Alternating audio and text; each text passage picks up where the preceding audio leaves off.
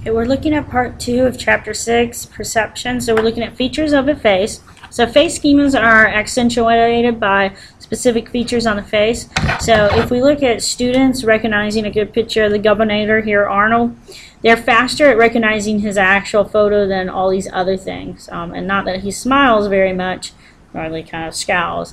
So people can recognize normal faces. Eyes and mouth play a dominant role in face recognition, so people recognize people's eyes and their mouth more than they'll recognize the other features. Here's a nice picture. Do you know who it is? And it's Madonna. And so recognizing the face and the eyes, this is the easier way for us to recognize them. So context effects. So is the magician's cabinet on the floor, or is it hanging from a ceiling?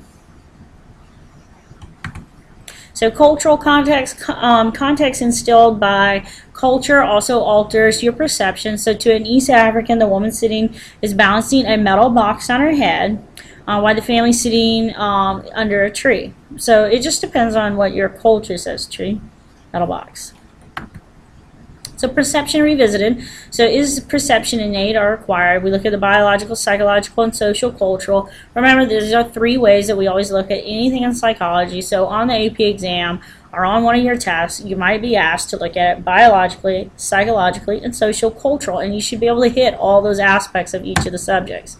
So perception and human factor psychologists, they design machines that help us with our natural perceptions of things. So the knobs for the stove burners on the right are easier to understand than those on the left. So people like things that are simple and clear-cut and understand.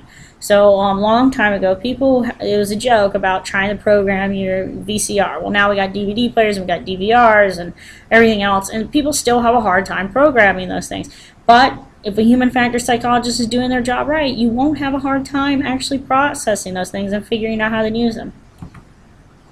So understanding human factors enables us to design equipment to prevent disasters. So a lot of the actual airline crashes are caused by human error, and they're not necessarily because of something that was wrong with the plane, but it's because of the pilot and the pilot making an error.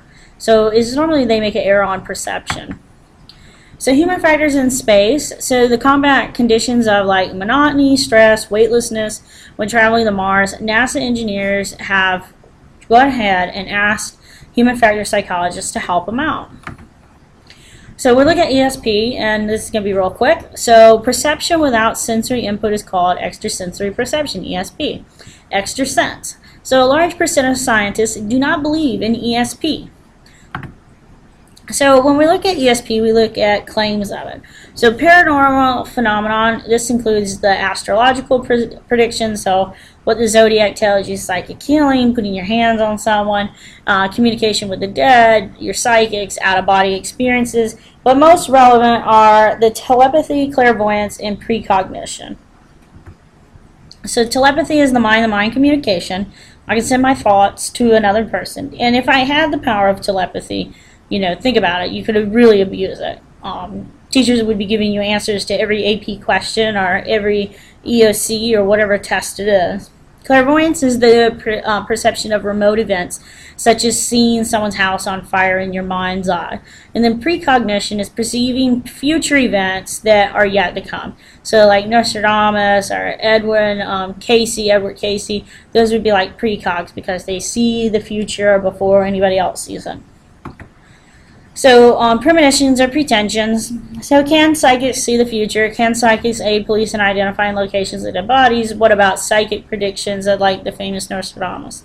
You know, the answer to these questions are no. Most of the stuff, when you look at Nostradamus or you look at Edward Casey, what they do is they take these predictions that were done, hundreds of years ago or just a few decades ago by Casey, and they've already made the prediction, and then an event occurs, and then they try and make the event fit the actual prediction. So like Nostradamus apparently predicted 9/11, and so it would have been nice if someone could have read that 9/11 was going to happen before it happened, because then we could have got the people out of the building and we could have saved thousands of lives. But after the event occurred, that's when people started saying, oh, Nostradamus predicted it all along. So after the fact, you retrograde something. Putting ESP to experimental tests In an experiment with 28,000 individuals, Wiseman attempted to prove whether or not one could physically or psychically influence or predict a coin toss. So most of the time, most people were able to do it about 50% of the time. So are they actually possessing ESP? Probably not. It's just chances, luck. And that's the end of chapter 6. So perception, really, make certain that you look at the Gestalt school and a few other things.